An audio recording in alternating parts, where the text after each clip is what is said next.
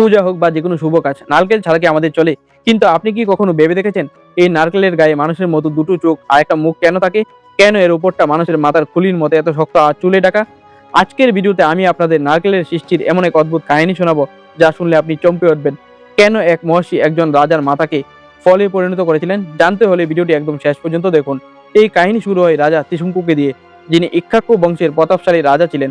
তার এক অদ্ভুত ইচ্ছা ছিল, তিনি মরতে চান না, বরং এই নশ্বর শরীর নিয়ে স্বর্গের সিংহাসনে বসতে চান। কিন্তু প্রকৃতির নিয়ম কি আর ভাঙা যায়? তিনি প্রথমে গুরু বশিষ্ঠের কাছে গেলেন, কিন্তু বশিষ্ঠ মানা করে দিলেন, এটি প্রকৃতির নিয়মের বিরুদ্ধে। তখন অপমানে জ্বলতে থাকা রাজা পৌঁছে গেলেন মহর্ষি বিশ্বামিত্রের কাছে। বিশ্বামিত্র নিজের অহংকারে ত্রিশঙ্কুকে কথা দিয়ে দিলেন, আমি তোমাকে এই শরীর নিয়ে স্বর্গে পাঠিয়ে ছাড়ব। ভয়ঙ্কর যজ্ঞ শুরু হলো। মন্ত্রের শক্তিতে ত্রিশঙ্কুর শরীর ধীরে ধীরে বাতাসে ভাসতে লাগলো এবং তিনি স্বর্গের দ্বার পর্যন্ত পৌঁছে গেলেন। যেই ত্রিশঙ্কু স্বর্গে পা রাখলেন, দেবরাজ ইন্দ্র রেগে গিয়ে এক ধাক্কায় তাকে স্বর্গ থেকে নিচে ফেলে দিলেন এবং বললেন, মূর্খ, মাটির শরীর স্বর্গে আসতে পারে না। মাথা নিচের দিকে আর পা উপরের দিকে দিয়ে যখন রাজা মহাকাশ থেকে পড়ছিলেন, তিনি চিৎকার করছিলেন, মহর্ষি বাঁচান। বিশ্বামিত্র নিজে তপস্যার পুরো শক্তি ঢেলে দিলেন এবং চেঁচিয়ে উঠলেন, থেমে যাও ত্রিশঙ্কু। রাজা ত্রিশঙ্কু মাঝ আকাশে আটকে গেলেন, না পারলেন স্বর্গে যেতে, না পারলেন পৃথিবীতে ফিরতে।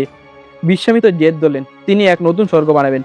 তিনি দেবতাদের নিচু দেখানোর জন্য নিজের শক্তিতে এক নতুন স্বর্গ তৈরি করতে শুরু করলেন। বিশ্বামিত্রের এই সৃষ্টিতে ব্রহ্মাণ্ডের ভারসাম্য টালমাটাল হয়ে উঠল। দেবতারা তখন ভীষণ ভয় পেয়ে এবং নিরুপায় হয়ে ছুটে গেলেন সৃষ্টির পালক ভগবান বিষ্ণু এবং সংহারকর্তা মহাদেবের কাছে। দেবতারা প্রার্থনা করলেন, প্রভু, বিশ্বামিত্রের এই জেদ যদি সফল হয়, তবে প্রকৃতি নিয়ম ধ্বংস হয়ে যাবে, দয়া করে কিছু করুন।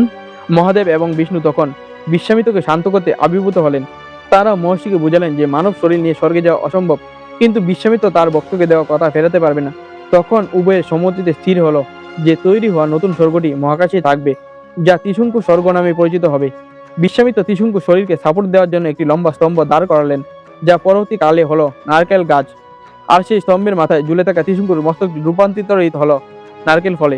এই কারণেই নারকেলের উপর দুটি চোখ, একটি মুখ থাকে, যা ত্রিশঙ্কুর চেহারার প্রতীক, আর উপরের আঁশগুলো হলো তার চুল। কিন্তু এই অভিশপ্ত মস্তক কেন আজ মন্দিরে পূজিত হয়?